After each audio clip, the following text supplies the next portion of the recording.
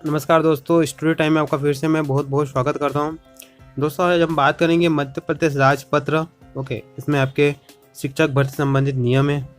मुझे कैंडिडेट ने ये राजपत्र की कुछ हाईलाइटेड कुछ दो पॉइंट हैं, उस पर डिस्कशन करने को कहा था कि सर इन 2 पॉइंट्स को थोड़ा डिस्कस कीजिए और इस पर थोड़ा क्लेरिफिकेशन दीजिए कि क्या है ये। ठीक है, इसमें एक है आपकी पात्रता परीक्षा की वैधता और दूसरा पॉइंट है आपकी चयन सूची की वैधता कब तक है, जैसा कि आप थंबनेल में देखा होगा आपने। ओके, तो उस पर आप मैं बात करने से पहले आप सबसे रिक्वेस्ट है, अगर आप चैनल पर फर्स्ट टाइम विजिट कर रहे हो तो चैनल को जरूर सब्सक्राइब कर लीजिए। दोस्तों, आपका सब्सक्राइब और आपका लाइक हमें मोटिवेट करता है नए वीडियोस और अपडेट लाने के लिए। फर्स्ट ऑफ ऑल दोस्तों, अगर आपने देखिए शिक्षक भर्ती की परीक्षा दी हो या फिर आप वर्ग 3 की देने जा रहे हो, तो आप सबसे रिक्वेस्ट है आप अपनी रूल बुक और अपने आप जिस विभाग में जा रहे हो उस विभाग के पूरे नियम आपको पता होना चाहिए। ये राजपत्र अगर आपने नहीं पढ़ा है तो आप बहुत बड़ी गलती कर रहे हो। आपको ये राजपत्र पढ़ना चाहिए, इसके पॉइंट आपको पूरे क्लियर होना चाहिए। देखिए, अभी जो मध्य प्रदेश शिक्षक भर्ती वर्ग 1 और वर्ग 2 में जो हाई कोर्ट में जो केस गए हैं वो इसी कारण गए हैं कि बहुत सारे कैंडिडेट हैं जिन्होंने रूल्स सब पढ़े नहीं। ओके, देखिए उस टाइम अगर आप फॉर्म भरने से पहले अगर आप रूल्स सब पढ़ लेते और आपको अगर लग रहा है कि नहीं हमारे साथ कुछ गलत हो रहा है, अगर आप उसी टाइम हाई कोर्ट चले जाते तो ये चीज़ें आज नहीं करनी पड़ती। बात वहीं पर उसी टाइम क्लियर भी हो जाती है और आपकी जीत भी उसी टाइम हो जाती है। जैसे कि मैं अलाइड सब्जेक्ट की बात करूँ तो अलाइड सब्जेक्ट वालों को इतना वेट नहीं करना था, उसी टाइम एक्शन लेना था जब फॉर्म अप्लाई हुए थे। ओके, तो कुछ चीज़ें इसलिए हाईकोर्ट में जाती है हमारी नासमझ के कारण। हम भर्ती नियमों को रूल बुक को ध्यान से नहीं पढ़ते, उसमें क्या सही है क्या गलत है। ओके, तो आज मैं बात करूंगा आपके परीक्षा परिणाम की वैधता, आपकी जो स्कोर कार्ड है उसकी वैधता और आपके चयन सूची के बारे में।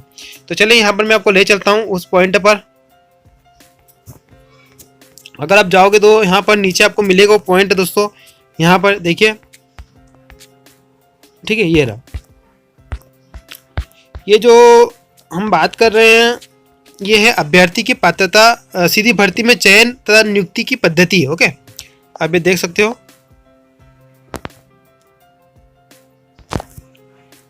सीधी भर्ती में चयन व नियुक्ति। ठीक है, अब यहाँ पर चेक कर सकते हो। चलिए, यहाँ पर अगर आप नीचे जाओगे तो आपको कुछ यहाँ पर देखने को मिलेगा एक पॉइंट जिस पर ये रहा। अब यहाँ पर देखिए दोस्तों, यहाँ पर लिखा है कि पात्रता परीक्षा की वैधता परिणाम की घोषणा होने के पश्चात 2 वर्ष के लिए या अगली पात्रता परीक्षा आयोजित होने तक इनमें से जो भी पूर्वोत्तर होगी वो लागू होगी। मतलब कि यहाँ पर 2 वर्ष की बात की गई है। तो कैंडिडेट इसको लेकर कंफ्यूज हो रहे हैं कि इसे क्या 2 वर्ष के लिए ही वैलिड है। तो मैं आपको बता दूं, या अगले पॉइंट देखिए, यहाँ पर या लिखा है, या मतलब और। ठीक, इसका मतलब है या तो 2 साल या फिर आपकी जो नेक्स्ट जो टेट एग्जाम होगी तब तक आपकी वैलिड रहेगा आपका स्कोर कार्ड। आपको कोई परेशान होने की इसमें जरूरत नहीं है। यहाँ पर ये चीज़ें उन्होंने क्लियर कर दी है। और आज एक न्यूज आई थी कि अब जो पात्रता परीक्षा है उसका स्कोर कार्ड आप की जो वैधता संबंधित जो प्रॉब्लम है वो हटा दी है। एनसीटी ने नियम चेंज कर दिया है ना, तो वैधता संबंधित वो नियम भी चेंज कर दिया। अगला जो पॉइंट है उस पर थोड़ी परेशानी हो रही है सर, इस पर क्या होगा अगर ये लागू होता है तो फिर तो हमारी तो बहुत ज़्यादा प्रॉब्लम हो जाएगी। वो है आपकी चयन सूची, क्योंकि यहाँ पर देखिए लिखा है नियुक्ति की प्रक्रिया एवं चयन सूची तैयार करना।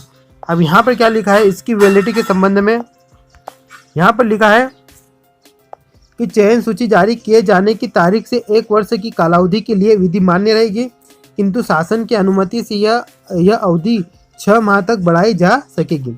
मतलब कि आपकी जो मेरिट लिस्ट जारी हुई है वो 1 साल तक वैलिड रहेगी और गवर्नमेंट इसको 6 महीने तक बढ़ा सकती है। लेकिन दोस्तों, ये जो नियम है ये कोई एनसीटी का कोई स्पेशल नियम नहीं है जिसे गवर्नमेंट चेंज नहीं कर सकती है। यहाँ पर आज जो भर्ती नहीं हो रही है, इतनी लेट हो गई है, ये गलती नियोक्ता की है। ओके, मतलब कि ये गलती सरकार की है और विभाग की है। तो ये नियम इस पर इफेक्ट नहीं करेगा। सरकार अगर जब भी भर्ती करेगी तो इसी मेरिट लिस्ट के आधार पर ही करेगी। ओके, फिर मेरिट लिस्ट जारी होने के 1 साल बाद, तो आपको पता ये भी होना चाहिए कि मेरिट लिस्ट पोर्टल से हटती भी और जारी भी होती है। तो ये रूल से आपको कुछ भी परेशानी या कुछ भी प्रॉब्लम नहीं आएगी, क्योंकि यहाँ पर जो गलती है वो आपकी नहीं है, यहाँ पर गलती सरकार की और विभाग की है। तो इसको सुधार भी वही करेगा। ठीक है, तो ये नियम इसलिए लिखा गया है क्योंकि सिंपल सी बात है, कोई भी भर्ती निकलती है तो 1-1.5 साल के अंतर्गत ज्वाइनिंग सब कुछ हो जाता है। ज्वाइनिंग, वेटिंग लिस्ट, दूसरी काउंसलिंग, 1-1.5 साल के अंतर्गत सभी प्रोसेस कंप्लीट हो जाती है। लेकिन हमारी इस भर्ती को क्या हुआ कि जानबूझकर अटकाया गया है। तो ये नियम का यहाँ पर कोई औचित्य नहीं है, गवर्नमेंट ही इसको सुधारेगी और इसको लेकर आपको परेशान होने की जरूरत नहीं है। इसलिए 1.5 साल की अवधि यहाँ पर रखी गई है कि 1.5 साल में सबको ज्वाइनिंग दे दी जाती है किसी भी भर्ती में। सिर्फ शिक्षक भर्ती में ही ऐसी प्रॉब्लम आ रही है, मैंने एक वीडियो में डिस्कस किया था, है ना। तो इसको लेकर भी आपको परेशान होने की जरूरत नहीं है। बहुत सारे कैंडिडेट हो रहे थे कि सर अब क्या होगा, तो कुछ भी परेशान होने की जरूरत नहीं है। आप इन चीज़ों को लेकर, अब जो परेशान अगर होने की चीज़ है तो वो सिर्फ हाईकोर्ट का जो इशू है वही, उसको लेकर ही आप परेशान हो सकते हो। बाकी दूसरे पॉइंट ऐसे मेरे हिसाब से तो कुछ नहीं है ना। तो चलिए मिलते हैं नेक्स्ट वीडियो में, तब तक के लिए जय हिंद जय भारत। अगर आप चैनल पर पहली बार आए तो चैनल को जरूर सब्सक्राइब कर लीजिए दोस्तों। धन्यवाद।